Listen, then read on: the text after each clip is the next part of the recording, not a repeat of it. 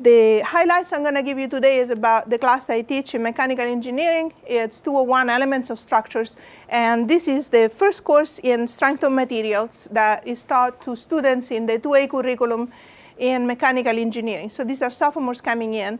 And essentially, the class is new. It started in the fall of 2012. And we started off, I had a total clear slate, which is useful, kind of challenging, but you can start from scratch. And the mandate for this class was to teach in a quarter, so only 7 weeks, essentially, strength of material, axial loading, torsion, and bending to incoming students.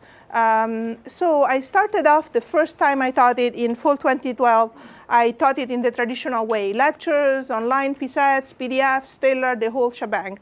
And it was a lot of material to cover in these few weeks, and because it's so compressed, there were no good textbooks, and the challenge was a little too steep. And so we were given the opportunity to develop online content on the MITx platform and offer it on edX. So we jumped at the opportunity, and we started using the tool to develop online content for the course. So I spent the spring and summer of 2013 to develop the course content online and start offering the course on residential in the fall of 2013, experimenting with some of the content online, or a lot of the content online, I should say.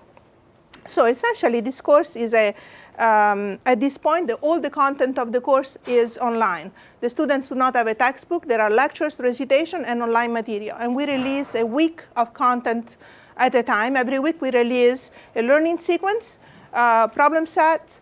We do a Quizlet. I'll tell you what it is. We release additional example problems, and we release very concise board notes. I mean, lecture notes that are really a couple of pages per lecture.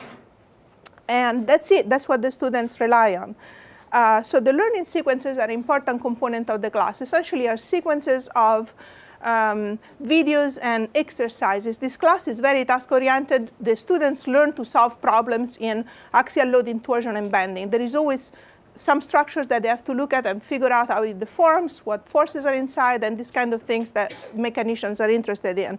So it's really important for the students to have good examples of how to approach the problems. So a lot of the learning sequences are really presentation of what good practitioners do when they approach a problem.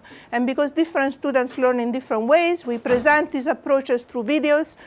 We present these approaches to interactive problems. The MITx platform allows us to have the students try the problem themselves and then reveal the solution that the expert does. So we spend a lot of time doing very detailed expert solution to many exercises. And then after they had this kind of practice, they do their own problem set, which is also interactive. They have immediate feedback. And as soon as they get the right answer, immediately they see the detailed expert solution just to match their own thinking and go forward in the problem. And we also embedded a lot of tools to help them not be bogged down by algebra, but really focus on the content on the class. So we have MATLAB embedded, minimal energy barrier to use numerical tools instead of having to do a lot of algebra, pen and paper, and really focus on the content we are trying to teach them. So we do all this. And then to make sure that the students stay on top of the material, every week in class we do a Quizlet. So essentially we do a week of content. The PSAT is due on Thursday. All the solutions are revealed on Thursday. And the next Monday, the students come to recitation, pen and paper, 15 minutes, and they have to solve exactly one of those problems, one of the PSAT or learning sequence, not similar, but exactly one of those.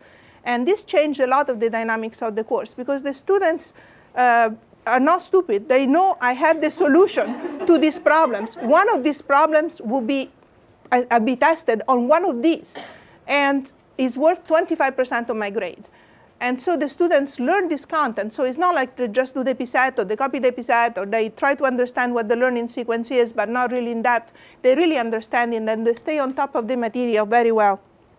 And then the other trick that we use is we use a lot of because we cover so much content, we try to stress as much as we can similar structures in equations, in solution strategies, between the different content of the classes. We go from axial loading to torsion. We show similarities between the equations so that the students, as they learn the new material, they reactivate the material they learned in the previous segment, and they draw comparison, and that allows them to proceed faster, in my experience, than what they were used to.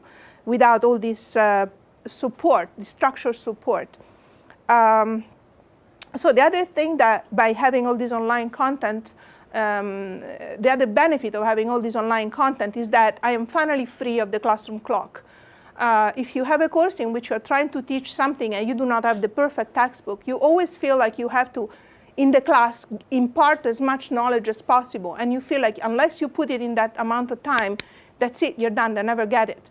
And by having the online version of things allows me to take more time in class. So I do a lot of simple demonstration with everyday kind of things to kind of connect the equations that we study with everyday life. And that really helps the student to connect. And the online content also allows us to go in depth in other things that we would not have access to, like simulations of more complex structures. And then finally, we solidify all the knowledge that the student acquired by having them do capstone kind of problems in which we bring together a more complex problem, all the different components that they learn in more simple tasks and more simple problems. And the students are really appreciative of all the material that we make available for them to learn. So I run surveys at the end of the course on what are the components that really helped you learn. And in general, the feedback are very positive. So I cleaned up the questions because it was too much wordy. But essentially, this is evaluation of things that contributed to their learning. And they think the PSAT, especially with the instant feedback, is critical for them. Because unlike the PSAT in which you give the PSAT this week, I grade it this other week, and I give it back 2 weeks later. And you never know what did you do wrong, if you ever even go back to figure out what was wrong. In this way, they immediately know what was wrong, and they try to correct it. So the PSAT helps them. The video of the lectures helps them, the lecture notes. In particular, the interactive practice problem, everybody remarks that that's the thing that helps them more to learn. And the Quizlets help because they help them stay on pace. And the MATLAB, the embedded MATLAB, when we started off, we were not really optimizing how well embedded it was from the very beginning. So in the beginning, students were a little resistant to the MATLAB, not a lot, but it was more work. They didn't like it. And we kept refining it. And this is the spring 15, and they start liking the MATLAB component as well. So we kind of look at the feedback of the students, and we are more or less a steady state, making sure that everything we give them is useful. We don't give them anything that they feel like it's extra, because the time is tight, and that's the time they have. So this is a lot of blah blah on the board from open.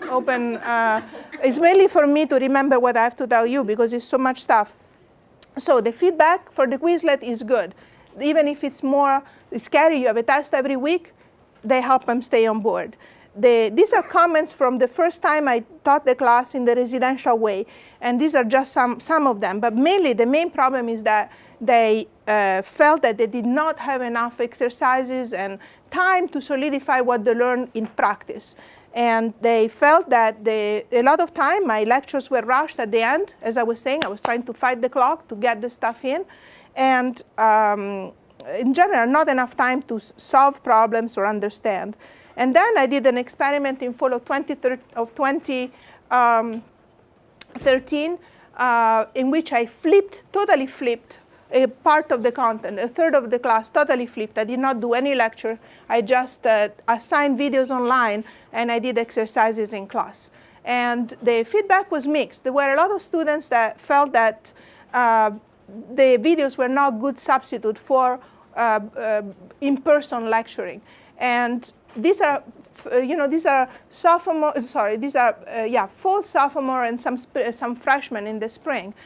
So they do not have a lot of yet MIT mechanism in place. So they may not have the discipline to actually look at all the online lectures. So I felt that for this class, because it's an introductory course, all the things that I think is really important, I do it in lecture. And I use only the online videos for prerequisites and for extensions. So I don't do anymore an entirely flipped content. I only flip the parts that I think are not critical for their understanding. And at this point, we are more or less a steady state. Their feedback from the blended learning is generally very positive. They very much like even simple in-class demos with like a piece of rubber beam or a balloon or a slingshot, whatever it is. It brings them back. It brings home the message. It helps them a lot. And they find that the MIT X material is very helpful. The online videos are helpful, and mainly they like the interactive solving and the expert solutions online. The thing that I'm more interested as an educator is how well these impact their understanding of the content.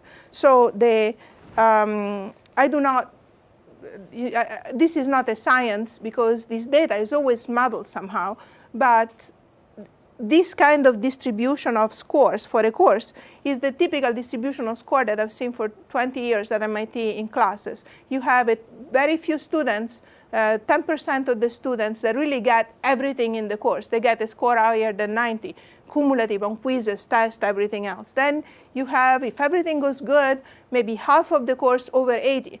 And then there is the rest of the class.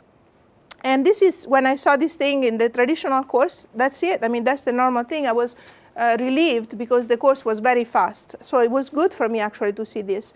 And this is the first time I taught with the blended learning online. And it was in the fall of 2013.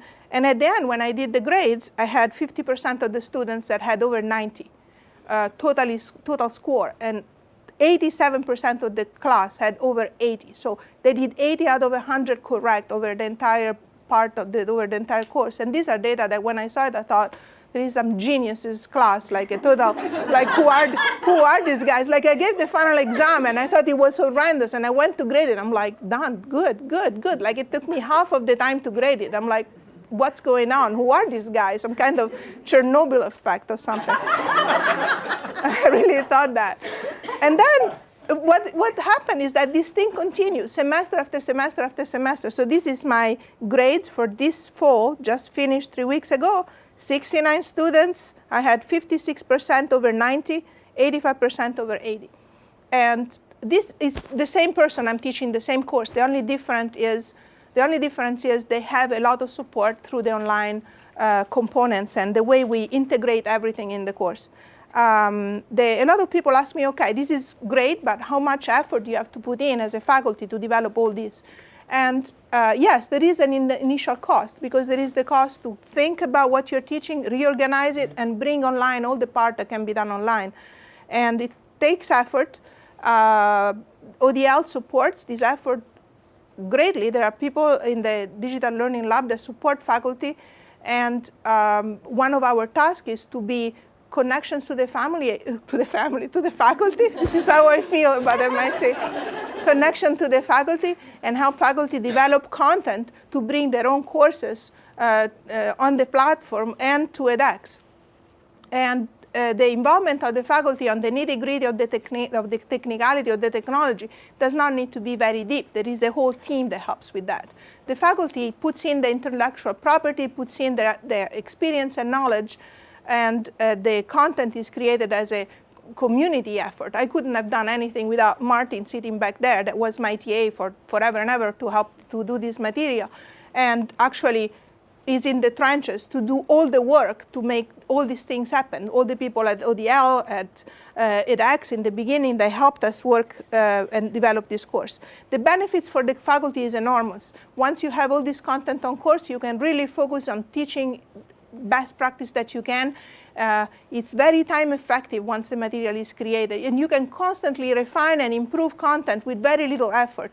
And if somebody else comes to join your teaching team, it's easy to bring them on board on everything, terminology, conventions, everything is online. So they're easy for them to join the team and develop new content, personalize the content that's online. And essentially, you create a textbook that, instead of being frozen in time, is always evolving, is collaborative, and is you always try to address the best way to teach to your students the specific task that you have in mind.